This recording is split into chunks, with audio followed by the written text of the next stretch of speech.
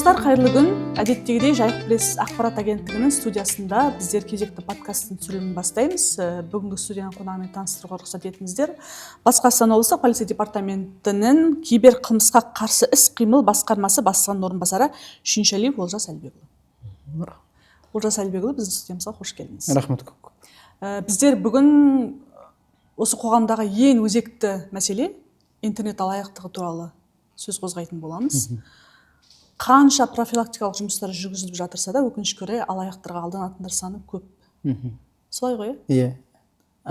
Қазіргі қолыңыздағы статистика бойынша бізде статистика өсіп отыр ма, алданатындар саны, әлде керісінше нәтиже бар ма? Енді былтыр 2025 жылдың қорытындысы бойынша облыс аумағында 612 интернет алаяқ тіркелсе, ол енді 25 жылмен салыстырғанда бағанағыдай 30%-ға немесе 143 фактіге өсіп отыр. Демек өсіп отыр. Былтырғы бағанағыдай 2025-тің қорытындысы бойынша. Енді қазіргі уақыттың 4 айдың қорытындысы бойынша қазір енді 4 айдың қорытындысы бойынша 260 интернет алаяқ тіркелсе, былтыр жылмен салыстырғанда енді қазір 15%-ға өсіп отыр, немесе 27 фактіге. Жылдың аяғына дейін ол әлі өседі деген сөз. Жылдың аяғына шейін ол бағанағыдай енді профилактика іс-шара өткізіп жатыр ғой, әртүрлі. Мысалы мен бағанағыдай енді талдау жасаймыз ғой. Бір айда мысалы көп тіркелсе, бір айда аз тіркеледі мысалы. Ол бағанағыдай өйткені бағанағыдай жәбірленушілер уақытында хабарласпайды. Мысалы көрдіңіздер ме? Сол кездерде мындай бір поток болып кетеді, көп тіркелетін уақытта. Жәбірленушілер өйткені бағанағы сеніп қалады да, бір ай екілеп жүреді де, содан кейін алаяқтық екенін түсінеді де, сосын бағанағы полицияға жүгінеді. Көрдіңіздер ме? Интернет алаяқтарына негізінен кімдер алданады біздерде? Әйелдер, ерлер, кімдер? Енді әйел, ер деп бөлінетін ештеңе жоқ. Мысалы, жалпы алатын болсақ, мысалы біздің енді статистикалық мәліметке келетін болсақ, 2025 жылы мысалы бағанағыдай әртүрлі саладағы қызметкерлер 225 тұлға, ол бағанағы 25 пен 58 бағанағы арасында жастары. Жұмыссыз адамдар 179 адам бағанағы. Содан кейін зейнеткерлер 116 зейнеткер, мұғалімдер 46 мысалы, медицина қызметкерлері 27, осылай бағанағыдай алаяқтықтың құрбаны болған. Көрдіңіздер ме? Енді в основном енді былайша айтқанда қазіргі уақытта ол бағанағыдай адамның жас санатына қарамайды, әртүрлі адамда алданып қалуы мүмкін. Сол кейбір уақыттарда болады, студенттер келеді, алданып қалды. Мысалы көрдіңіздер ме? Адамдар қай кезде алданады? Адамдар қай кезде? Көп адамдармен сіздер сөйлесесіздер ғой. Сөйлескен уақытта мен асығыс болдым. Мен бір шаруа істеп жатыр едім, бағанағыдай. Айта салдым бағанағыдай кодты деген сияқты жағдайлар болып жатады. Бағанағыдай кейбіреулері былайша айтқанда осознанно, мысалы, бағана айтып отырық қой, бір инвестиция дейтін түрі бар. Мысалы, ол кездерде өздері интернетті, әлеуметтік желілерді қарап отырып тауып алады да, өздері сол алаяқтарға тап болады. Мысалы, көрдіңіздер ме? Әртүрлі жағдай мысалы. Осыны тарқатып айтыңызшы, инвестиция мәселесін. Ол қайдан келді, қай кезде пайда болды, және оның қай түрлері бар қазіргі уақытта? Инвестиция деген оның бағанағы қазіргі уақытта енді былайша айтқанда онда адамдар жылдамырақ бағанағыдай өзінің материалдық жағдайын көтергісі келіп бағанағыдай соның салдарынан осындай алаяқтыққа шалдығып жатады ғой. Енді қазіргі уақытта бәріңіз білесіздер, осы соңғы 2 жылда жасанды интеллект қатты дамыған заман. Осы жасанды интеллект арқылы бағанағыдай біздің Қазақстанда белгілі тұлғалардың сөйлетіп, солардың дауыстарын келтіріп, бағанағыдай әлеуметтік желілерде таратады. Соны бағанағыдай біздің тұрғындар көріп, соған сеніп, сосын өздерінің бағанағы айтып отырмын, мәліметтерін салады, өзінің ұялы телефонын бағанағыдай. Содан кейін бұларға бағанағы қаскөйлер хабарласады. Сіз бізге бағанағы бізге сұраныс қалдырған екенсіз деп. Содан бағанағы былайша айтқанда WhatsApp мессенджер арқылы бағанағыдай хабарлама арқылы араласып, содан кейін қоңырау шалады олар. Былайша айтқанда қазір уақытта қиын емес қой, электронды платформаларда создавать ету. Бір платформалар создавать етеді, код доступы береді, пароль біледі, кісілер кіреді, анау былайғаша айтқанда виртуально ғой, цифрларды көбейтіп отырады, сіздің ақшаңыз көбейіп жатыр деп. Соған мысалы банағыдай алданып қалады адамдар, мен ақшам көбейіп жатыр дейді. Мысалы 500 мың салады, бір аптадан кейін миллион жарым болып қояды, көрдіңіз ба? Соған сенеді, мен ақшам көбейіп жатыр деп, сол анар айтқан сайын ақшаны сала береді, былайша айтқанда. Көрдіңіздер ма?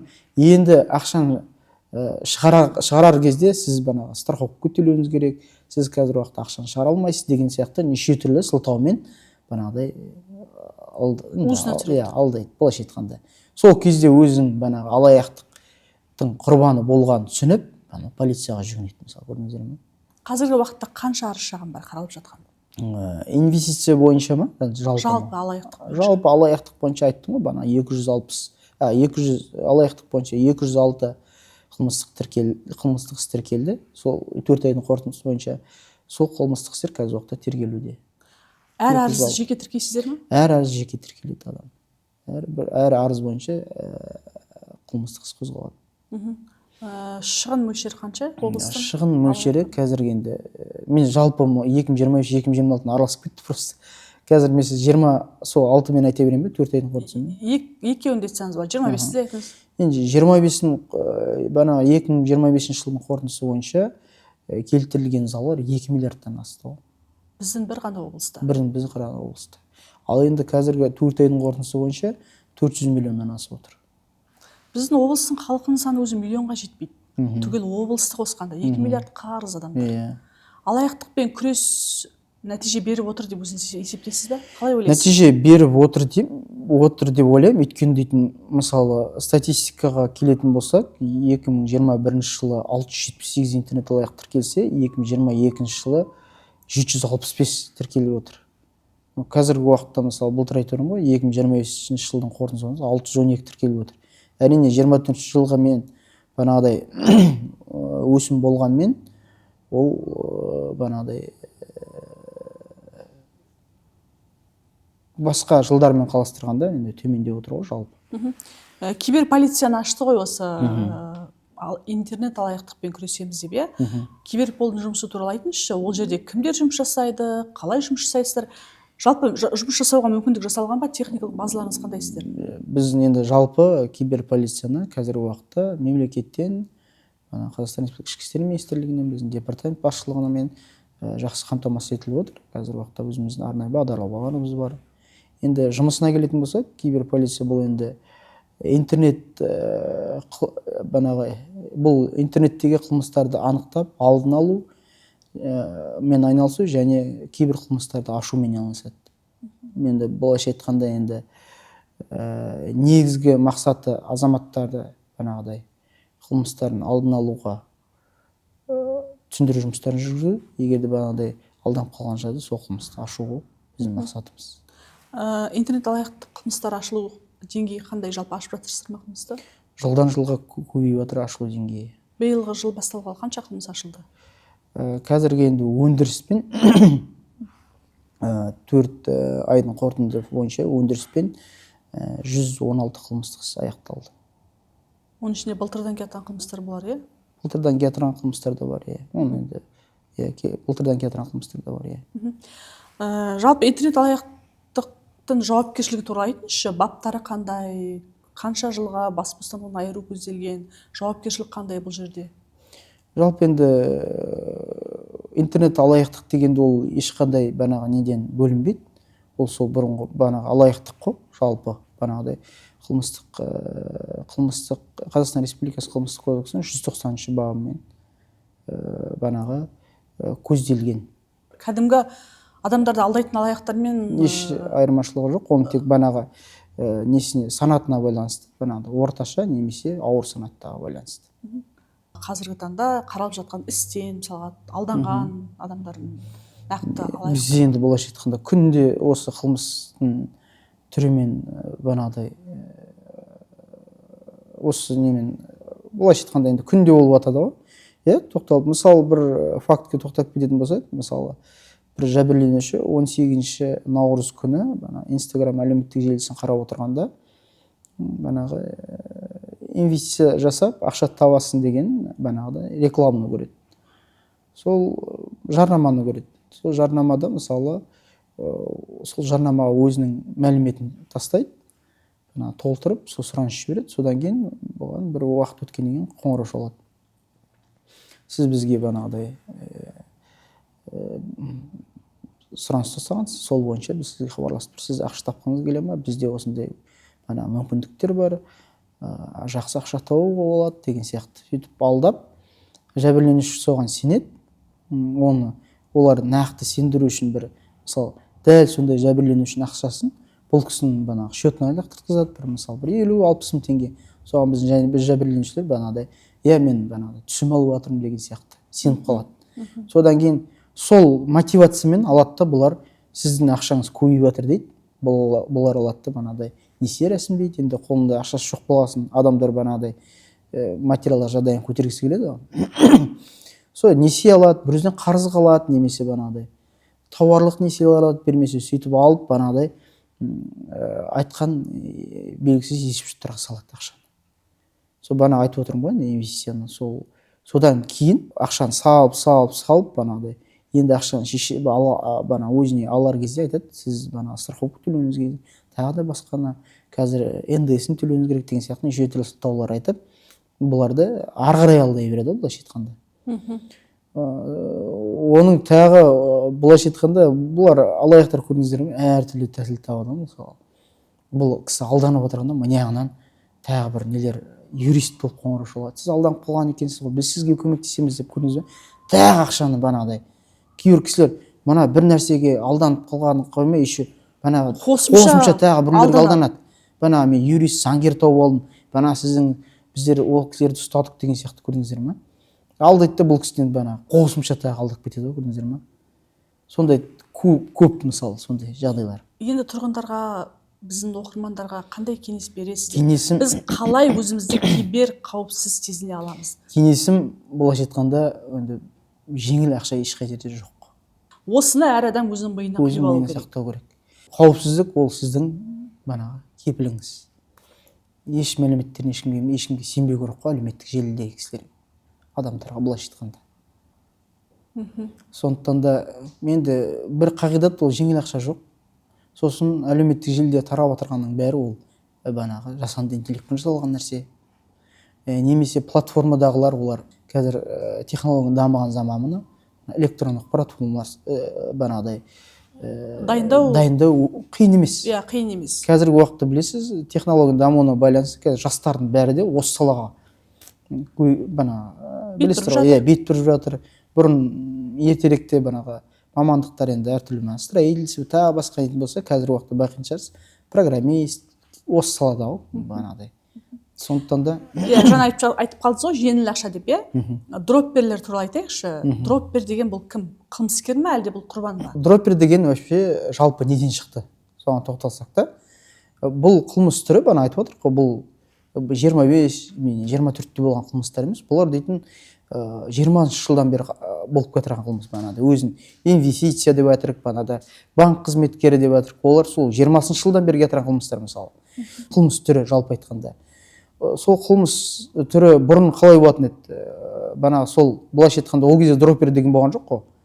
Олар ол кезде ол қылмысты кімдер арқылы жасады? Олар сол жас балалар арқылы, солардың есепшоттарын қолданып, Енді ол кезде олар дроппер болып саналған жоқ па? Ол кезде олар дроппер болып саналған жоқ. Дроппер деген ол былтыр тек қана қылмыстық, Қазақстан Республикасының қылмыстық кодексіне былтыр 2025 жылғы 16 қыркүйекте Қазақстан Республикасының қылмыстық кодексіне 232 прим 1 деген қылмыстық бап енгізілді. Ол дропперство деген. Оған дейін дропперство деген статья болған жоқ. Болған жоқ, бап болған жоқ. Мен сұрап тұрғаным, мен сізден терминнің өзін сұрап отырған жоқпын. Мен сізден адамның болмысын сұрап тұрмын. Яғни дроппер ол қылмысқа саналы түрде барған адам ба, әлде ол құрбан ба, алданып қалған? Саналы түрде барған адам ғой. Яғни ол құрбан емес. Құрбан емес. Ол өйткені дейтін өзінің осы белгісіз адаммен, мысалға алатын болсақ, белгісіз адаммен, ол адамды көрген жоқ, әлеуметтік желіде мысалы. Былайша айтқанда, әлеуметтік желіден танысты. Сол әлеуметтік желіде белгісіз адам оған ұсынды банктік есепшотты ашуға. Ол сол банктік есепшотты ашты. Ол түскен ақшаларды аударып отыр, көрдіңіздер ме? Ол үшін өзіне керек ақшасын алып отырды, көрдіңіздер ма? Бұл жерде білді ғой бұның заңсыз екенін, көрдіңіз ба? Өйткені түп банағы несіне келгенде бұл айтады, мен білмеймін, мен танымаймын. Мен әлеуметтік желіден көрдім деп, көрдіңіз ба? Біздер бұл туралы қаншама мысалы профилактикалық, тек қана мысалы полициямен емес, әртүрлі банағыдай мемлекеттік немесе мемлекеттік ұйымдармен, осындай мемлекеттік емес ұйымдармен әртүрлі банағыдай әлеуметтік желілерде актерлар бана шығарып жатыр, көріп жатсыздар ғой бәріңіздер де мысалы. Соған қарамастан бұлар осындайға, көрдіңіздер ма, барып тұр. Былайша айтқанда осознанно ғой, біліп тұрып осы іс-қимылға барып тұр ғой. Яғни дроппер қылмыскер. Дроппер қылмыскер, иә. Біздің облыста тіркелген дропперлер бар ма? Бар. Көп пе? Бар. Қазіргі уақытта 30 шақты қылмыс тіркелді жалпы. Дропперлердің жас шамасы шамамен қандай? Жастар ма әлде үлкендер бар ма? Жастар. Көбінесе жастар. Демек, яғни жаңа айтқан сол жеңіл ақша тапқысы келетін жастар барады, иә? Көбінесе студенттер ғой, былайша айтқанда. Студенттер. Көбінесе. Сосын дропперден бөлек, сосын бізде тағы активатор деген термин бар. Олар кімдер, не істейтіндер олар? Активатор дегендер олар мына алаяқтар біздің, мысалы, қазір бәріңізге оны жасыратын ештеңе жоқ қой. Мына алаяқтың көбі шет елдерден жасалып жатыр. Шет елдерден банағыдай, ол да дроппер сияқты схема. Әлеуметтік желіден танысады, ақша табам дейді, ол кісіге айтады банағыдай, сіз банағыдай сим-карталарды сатып алып, жұмысын активировать етіп отырасыз деп, іске қосып отырасыз дейді, мысалы. WhatsApp-тарда ғой, мысалы. Пароль келеді, олар келмейді, шетелде ғой. Қазақстан азаматына келеді тек қана. Олар банағы алаяқтарға банағыдай нөмірлерді қосып беріп отырады. Сол үшін өзінің банағы еңбек ақысын алып отырады. Көрдіңіздер ма? Жауапкершілікке оларда дроппершілікке тартылады? Олар жауапкершілікке банағы жәрдемдескен үшін жауапкершілікке алаяқтық ретінде тартылады қылмысқа. Бұл түрі де бар ма біздің облыста? Бұл қазіргі уақытта біздің полиция департаментімен осы активаторларға қатысты 4 қылмыстық іс сотқа жолданды. Тергеу бітіп сотқа кетті. Жалпы алаяқтық қылмыстарды ашу қаншалықты жеңіл? Тергеу жүру мәселесі қалай бізде? Енді алаяқтық қылмыс деген ол жай алаяқтық емес қой. Адам бір-бірін танымайтын жерде. Сол. Бұрын жағдайда білесіз да, белгісіз тұлға бар адам мен қоңырау шаламын дейді, телефонымды алып кетті дейді мысалы да, онда кісі бар. Қай жерден іздеуге болады мысалы, сұқынын көрді деген сияқты. Мында интернет арқылы бұл өте қиын. Бұл қазіргі уақытта өзіне ізін жасыру үшін алаяқтар бәрін істейді банағыдай. Дропперлардың есеп счеттарын қолданады, банағы абоненттік нөмірлерді банағы активаторлар арқылы қостырады, көрдіңіздер ме? Бұл қылмыстық іс өте қиын, былайша айтқанда. Соған бейімделген мамандар бар ма? Соны сұрағым келіп тұр. Сіздің мамандарды қайда оқытып жатырсыздар? Қазіргі уақытта бізде Қазақстан Республикасының Ішкі істер министрлігінің банағыдай қолдауымен біздің қызметкерлер банағыдай осы Алматы қаласында, Астана қаласында былтыр біздің бір қызметкер шетелден оқып келді. Шетелден оқып келді. Сондықтан да біздің енді жасыратын ештеңе жоқ. Қазақстан Республикасы Ішкі істер министрлігінің осы басшылығының қолдауымен осы қылмысқа төтеп беру үшін барынша біздің қызметкерлерді дайындап жатыр. Тіпті біздің облыс әкімінің фотосын қойып, қала әкімінің де фотосын қойып, ақша сұрап жатады алаяқтар, WhatsApp желісі арқылы ақша сұрап жатады, Телеграмнан жазып жатады. Соның бәрі шетелден бе, әлде біздің Оралда отырып жасаған алаяқтар бар ма сондай ұсталғандар? Жалпы, мысалы, Қазақстанда жасалған қылмыстарды біздер былайша айтқанда барлығын ашып жатырмыз. Тез табылады. Тез табылады. Шетелден де қылмыстар ашылып жатыр, қазір әлеуметтік көрсеңіз, қазір біздің Қазақстан Республикасы Ішкі істер министрлігінде кейбір қылмысқа қарсы департаментімен шетелде банағыдай былайша айтқанда колл-центрлар ұсталып, көрдіңіздер де, әлеуметтік желіде таралды қазір. Сондықтан да бұл бағытта жұмыстар басшылықтың жеке қадағалауында бұл жұмыстар жүргізіліп жатыр. Біздің облыста мүмкін бе біреулер сондай ашу колл-центрлар? Қалай ойлайсыз? Мүмкін бе сондай біреу басқарып отыру, сондай жасап адамдардың бәрін? Одан басқа біздің әкімімізді, біздің жаңағы облыстың басқарма басшыларының таниды, мысалы фотосын қояды деген секілді. жоқ, олар енді алаяқтар дейтін тек бір алдап қоймайды, олар да анализ жасайды ғой, мысалы талдау жасайды. Әрбір мемлекеттік мекемелердің басшыларын қарайды, банағыдай. Енді былайша айтқанда біздің интернетте ашық жарияланған ғой, сол жерде мәліметтерді алып банағыдай енді алдап атады, көрдіңіздер ме? Жалпы енді бұл түрде өте көп банағыдай біздерге де түсіп жатады арыздар, басшылығының атына деген сияқты жазады банағыдай. Біреудің атынан бір ақша сұрап жатады. Онда бірақ ол кісінің абоненттік нөмірінен хабарласпайды да, басқа нөмірден, бірақ соған қарамастан адамдар мысалы алданып қалатын жағдайлар болады. Фотосына ғана, тек қана мысалы. Кейбір уақыттарда болады адамның банағыдай жеке сол нөміріне жазатын уақыттар болады. Ол уақытта енді ол көбінесе банағыдай мемлекеттік емес, орган басшылығынан емес, онда жай мысалы тұрғындар бір-бірінің таныстарынан қарыз сұрау сияқты. Ол жағдайда енді онда да біздің тұрғындардың өздерінің кінәлары бар, өйткені қазіргі уақытта білесіздер, сілтемелер жолдайды неше түрлі. Мысалы Telegram соларға кіреді, мысалы, ашады. Ол ашқанда ол алаяқтар онда былайша айтқанда банағыдай зұлым дейді ғой. Соларды дайындап қояды. Сол арқылы WhatsApp желісіне немесе басқа әлеуметтік желілеріне кіріп алып, банағыдай таныстарынан ақша сұрайды, көрдіңіздер ме? Былайша айтқанда интернет алаяқтың түрі өте көп, мен сізге айтайын. Мысалы, банағы ол енді банк қызметкері туралы мен мысалы жағдай айтып кетейін да, мысалы да. Банк қызметкері жағдайында мысалы мына бізде бір мысал мен банағы не бойынша айтайын. 27-ші сәуір күні хабарласады, банағыда SMS дейді ғой, хабарлама жібереді. Сізге тауар келіп тұр деп, кодын банағыда айтып беріңіз деп. Сосын банағыда ешқандай ойсыз түскен кодты айтып жібереді. Ол код қайдан келеді? Мен сізге сол жерге тоқталайын да. Жалпы несін айту бойынша несінде айтып кетейін. Жалпы әрбір бағдарламаға кіргенде оларда мысалы сіздің иініңіз бен нөміріңіз бар, мысалы жалпы да. Сіз мысалы бір бағдарламаға кіргенде нөмір иіңіз тересте банағы парольді ұмыттым деген бассаңыз, сізге код келеді, көрдіңіз бе? Сол код жалпы айтқанда сол кодты жібереді де олар. Мен сізге код жібердім дейді. Көрдіңіз бе? Сол кодты алады да оларды айтыңыз дейді, соны айтып қояды. Ол кодты айтқан үшін, ода тұрған үшін жоқ. Одан кейінгі былайша айтқанда сценариймен ғой. Бірінші өзінің сценарийсін бітірді, екіншісі басталады. Сіз осы жаңа хабарласады, мен банағыдай халыққа қызмет көрсету орталығы немесе банк қызметкерімін деп сіз осы жаңа келген SMS хабарламада келген кодты айтып қойғансыз, сіздің атыңызға несие рәсімдейін деп жатыр деп осылай алдайды. Содан кейін уже үшінші сценарий басталады бұларда. Құқық қорғау киберполиция. Ол нағыз сенбетсіз, олар банағыдай бейне звонокпен дейді, бейне қоңыраумен шығады.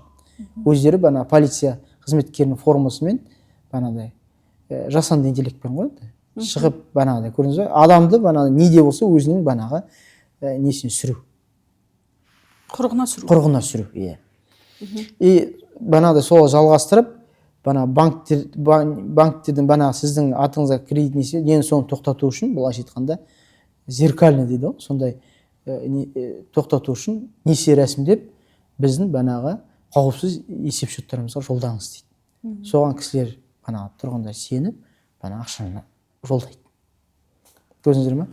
Ондай жағдайлар алдында бізде осы полиция біздің полиция БқО-ның әлеуметтік желісінде бізде жария қылдық алдында да.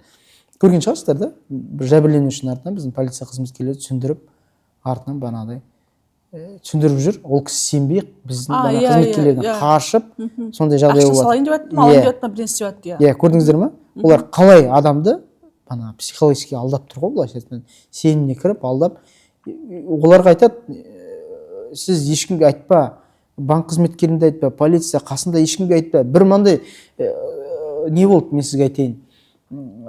Жайт болды мынандай.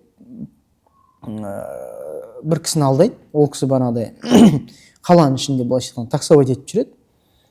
Сол тап солай бағанағы алдап келеді. Сол кісіге айтады, сіз ешкімге айтпаңыз.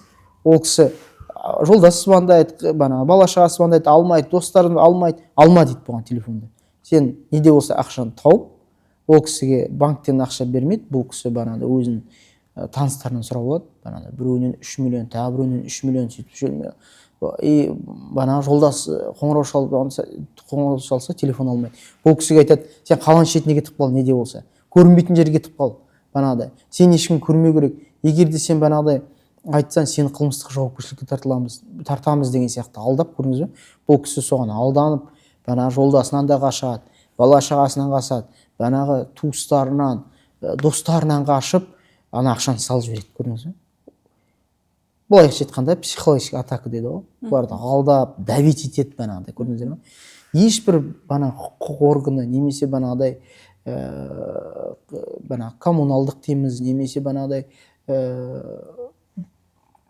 мемлекеттік қызметкерлер ондай ешкімге ондай жасамайды, қоңырау шалып. Сол халыққа жеткізгім келеді. Мынаны айтыңызшы, біздің әлеуметтік желіде ең жиі көтерілетін мәселе, сұрақ қойып жатады, сіздерге мүмкін қойылған шығар бұл сұрақ. Қарапайым адамдар жаңағы несие сұраса, банктер көбіне бермей жатады, алаяқтар соны қалай алады? Үлкен суммадағы ақшаны алаяқтар қалай алады банктен? Біреудің атына олар қалай рәсімдеп отыр соны? Жаңағыдай 206 тіркелген жәбірленушінің бәрінен қаражаты көп емес. Мысалы, біреуіне 200 мың, мысалы, біреуіне 400 мың, біреуіне мысалы кімде жұмыс істейтіндерге мысалы 3 миллионда несие рәсімдейді, көрдіңіз бе? Бәрінің несі жәбірленушінің келтірген залалдары әртүрлі. Мысалы, бір кісілерде болады, былтыр осындай жайттар болды, мысалы, пәтерлерін сатқызып жіберген. Мысалы, көп қой, 16 миллионға дейін алданғандар бар да? Пәтерлерін сатқызып жіберді. Бір кісілер депозитіндегі жинап отырған 20 миллиондап ақшаларын айырылып қалды, көрдіңіз бе? Осындай жайттар көп, мысалы. Олар адамның айтқанда бір күндік емес олар дейді, мысалы, сол депозиттегі ақшасын шешетін уақытта есімде бар ма? Бір ай бойы ол кісімен сөйлескен ғой. Бір ай бойы ол кісіні не істеп отырған. Ол кісі бір ай бойына полицияға айтпайды. Айтпайды. Өйткені олар сеніп отыр. Өйткені айтып тұр ма, халық дейтін, соларға былайша айтқанда сенгіш қой біздің халық. Сеніп қалады. Сосын қорқытады олар, бір көрдіңіз бе? Егер де сіз айтатын болса, сізді қылмыстық жауапкершілікке тартыламыз дейді. Өтірік жалған құжаттар жібереді, подпискалар жібереді, а не разглашение дейді, мысалы, сондайлар жібереді. Сөйтіп алдап өздерінің құрығына ұстап алады ғой. Содан уысынан шығармай отырады ғой. Олар сол қорыққаннан полицияға да арыз жазбайды. Полицияға арыз жазбайды, өйткені олар полиция қызметкері деп ойлайды. Бізге де мысалы, былайша айтқанда, алданып қалып, балалары біліп қойып, немесе жолдасы біліп қойып, бізге полиция келіп отыр. Бізге келгеннің өзінде, мен сізге айтайын, 1-2 сағатсыз бізге сенбейді ғой. Әлі бүйтіп телефонда отырады ана кісінің. Біздер айтамыз, полиция міне, нақты полицияда отырсыз қазір. Мысалы, олар алаяқтар, мысалы, деп түсіндіреміз. Соны да түсінбейді ғой. Енді мынаны айтыңызшы, қай кезде полицияға арыз түсу керек, және неғұрлым жылдам түссе, қылмысты ашу жылдам, иә? Иә. Мысалға, қалай алдандың, дереу полиция ма? Мысалы, алданған ақшаны салдың, мысалы да, сіз сол уақытта, мысалы, егер де ақшаны салған уақытта алданғаныңызды түсініп қалған жағдайда, мысалы, бізде антифронт деген қазір ақпараттық бағдарлама бар. Сол арқылы біздер, мысалы, уақытында жәбірленуші келсе, біздер есеп шотты бұғаттай аламыз. Уақытында келсе, өйткені алаяқтарды күтіп отырмайды ғой. Бұл қашан, бұларда жылдамырақ ақшаны аударуды ойлайды оларда. Біздерде уақыттар болып отырады, үлгіріп біздер ақшаларды бұғаттап қалып, сосын жәбірленушіге қайтарылып отырған жағдайлар өте көп. Бірлердің бұлайша айтқанда бұлдар 7 миллионда былтыр осындай жағдайлар болды. Биылда да көп жағдайлар бар, ақшаларын уақытында келіп қалады, үлгіреміз. Біздер сол уақытында келсе. Ал енді кейбір уақытта білесіз ғой енді, сеніп қалып 10 күннен кейін, кейбір бір айдан кейін даже мен сізге айтайын 24-ші жылы болған кісілер де келіп жатады ғой, 2 жыл өтіп кеткеннен кейін келіп жатады ғой. Осылай алданып қалып едім, жаңа біліп жатады алданып қалған. Ол кезде не істейсіздер, ал 2 жыл бұрынғы қылмыс не істейсіз? Енді ол уақытта енді банадай тергеу әрекеттер жүргізіледі. Енді ол кезде де банада анықтаймыз кімге кетті, Ақша қайтпайды ол ақша кезде. қажетін. Жоқ, ол кісілер банағыда дроперларға былайша айтқанда иск подавать етіледі азаматтық сотпен. Азаматтық сотта банағы 953 бап бар. Сол бойынша банағыдай дроперге қатысты банағыдай иск подавать етіледі. Осы былтыр бір ереже шықты, иә? Алаяқтарға алданып алынған несиелер банк өзі төлейді деді ма, өзі жабады деді ма, сондай болды ғой, иә?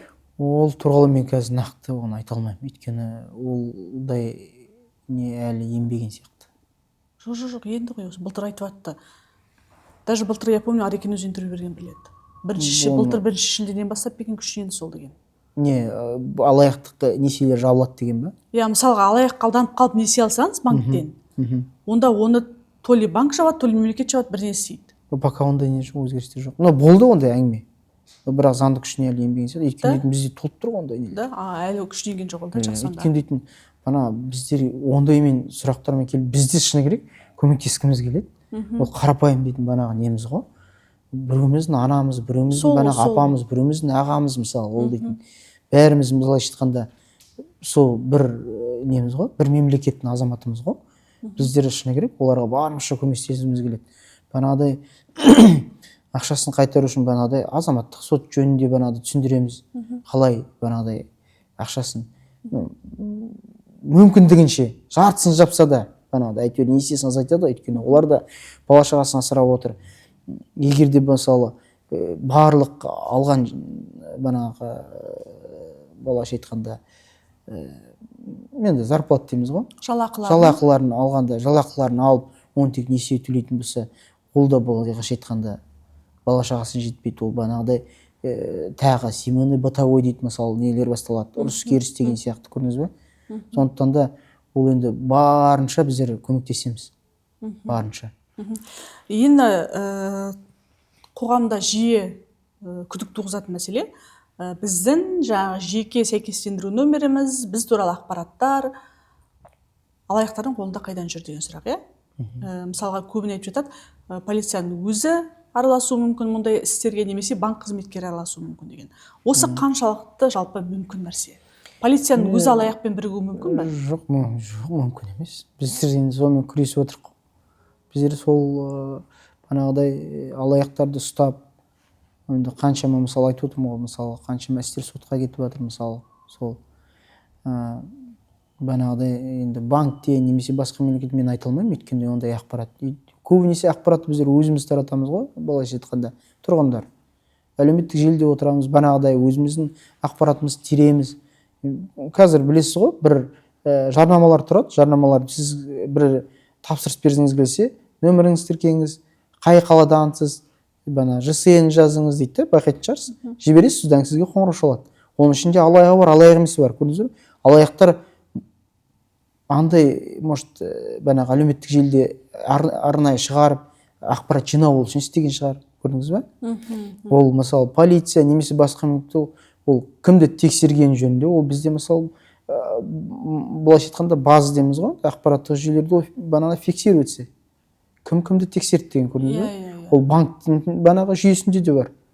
Кімнің мәліметін тексерді, не үшін тексерді деген, мысалы біздерде қылмыстық жағдай болған жағдайда, мысалы несие алынған жағдайда біздер банағы ұсыныс жібереміз банктерге. Банктер ол бойынша ішінде банағыдай қызметтік тексеріс жүргізеді. Сондықтан да бұл ақпарат банағы неден тарап отырған жоқ.